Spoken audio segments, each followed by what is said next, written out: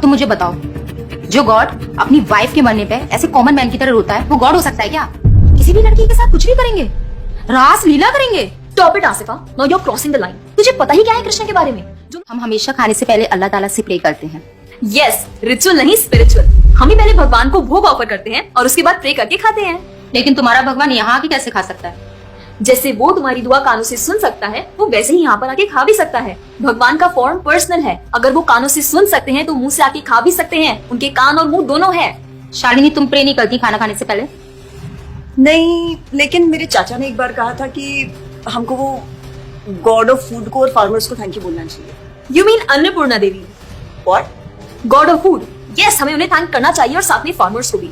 But I believe in watering the roots. देखो, हम हमेशा क्रिएशन को तो अप्रिशिएट करते ही हैं, लेकिन हम क्रिएटर को ना अप्रिशिएट करना भूल जाते हैं। अभी सोचो, पानी ना हो, हवा ना हो, उपजाऊ मिट्टी या धरती माँ ना हो, तो फार्मर क्या कर लेगा? So I believe that we should be thanking the Creator, the Lord, who is providing us with all the basic necessities. Point. अब तुम किस किस को थैंक करेगा? वैसे भी तुम्हारे 33 करोड़ तो देवी देवता है। बताओ किस किस को थैंक करेगा तुम? और शांति, तुम बताओ, तुम किस गॉड को मानता है? मैं ऐसे किसी गॉड को नहीं मानती, लेकिन I think Shiva is a big god. See, I am very sorry, but आपने अपने वो बड़े भगवान का स्टोरी तो सुना होगा ना, जहाँ वो अपनी मरी हुई वाइफ को शोल्डर पर लेकर पूरे इंडिया का चक्कर लगा रहा है। अब तुम मुझे बताओ, जो गॉड अपनी वाइफ के मरने पे ऐसे कॉमन मैन की तरह रोता है, वो गॉड हो सकता है क्या? अच्छा, may be, I don't know much about this story, but he is very famous and north में तो राम जी भी बहुत फेमस है ना। उनका स्टोरी तो तुमको पता होगा ना, सबको पता है। उनकी वाइफ को रावण ले गया था। हाँ, पता है। अब तुम मुझे बताओ, वो गॉड है? वो अपनी वाइफ को भी अकेला नहीं बचा के ला सकता। उसको अपनी वाइफ को बचाने के लिए भी वानर सेना की हेल्प चाहिए, और उस वानरों को भी तुम पूछता है। I am sorry. और गीता, तुम कृष्ण को मानती हो, और वो तो हर लड़की के साथ रासलीला करते रहते थे। ऐसा कैसा कैरेक्टर है गॉड का जिसे हर लड़की से प्यार हो जाता है? और वो खुद डर के अपना जन्मस्थान छोड़कर चले गए थे। गॉड को कभी डर लगता है क्या? और जिसे खुद डर लग रहा है, वो तुम लोगों की हेल्प कैसे करेगा? Enough, Asifa. I know what you're trying to do. And Shalini, कुछ भी कंफ्यूजिंग नहीं है। You know what the problem is कि तुझे पता ही नहीं है, क्योंकि तूने आज तक शास्त्र ही नहीं पढ़े हैं। तो पता कैसे चलेगा कि क्या सही और क्या गलत? जन्म कर्म च मे दिव्यम एवं योवेति तत्वतः त्यक्त्वा देहम पुनर्जन्म नैति मामेति सो अर्जुना। भगवान की लीलाओं को समझना इतना आसान नहीं है। उसके लिए शास्त्रों का अध्ययन करना पड़ता है, और वो भी एक प्रामाणिक गुरु के अंडर रह के उनकी शरण लेके। अब अगर तुमने शास्त्र पढ़े होते तो तुमको ये पता होता कि शिव जी ने जो इमोशंस उसमें दिखाए थे वो शोक नहीं, विरह था। विरह विरह दोनों सेम नहीं होते क्या? Let's start from the basics. शोक इज मटेरियल एंड विरह इज स्पिरिचुअल। शोक ना दुख की अनुभूति कराता है, whereas जो विरह है उसमें जो सेपरेशन की फीलिंग होती है ना, वो सुख का अनुभव कराती है।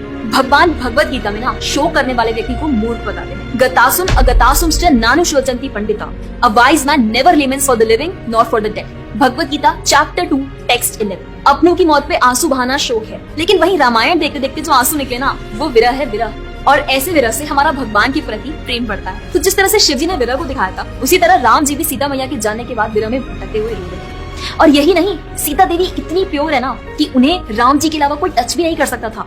रावण जिनको लेके गया था वो छाया सीता देवी थी।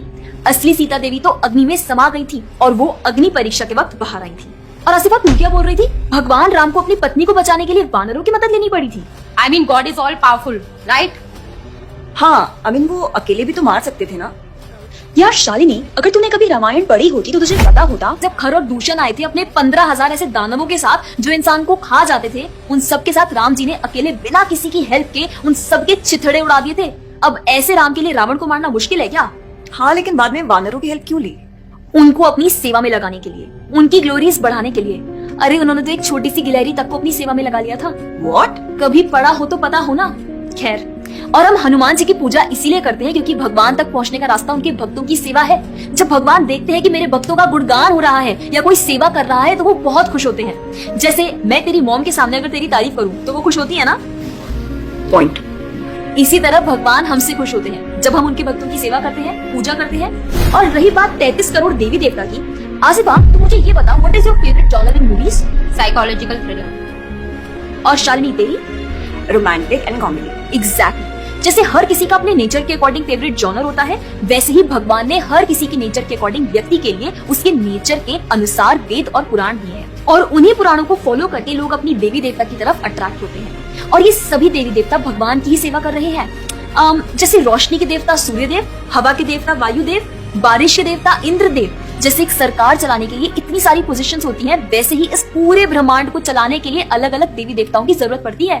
तो मतलब वो अपनी पोजीशन का मिसयूज करेंगे, किसी भी लड़की के साथ कुछ भी करेंगे, रास लीला करेंगे। Stop it Asifa, now you are crossing the line. तुझे पता ही क्या है कृष्ण के बारे में? जो लोग बोलते हैं कि कृष्ण करे तो रास लीला है, हम करें तो कैरेक्टर ढीला है, उनको बोलो पहले भागवतम पढ़ ले। ठीक रास लीला से पहले भगवान ने गोवर्धन उठाया था, उनको बोलो पहले जाके गोवर्धन पर्वत उठाए। पैदा होते ही पूतना को मारा था, बच्चे से एक मच्छर नहीं मारा जाता। When he was crawling, मुख में ब्रह्मांड दिखा दिया था।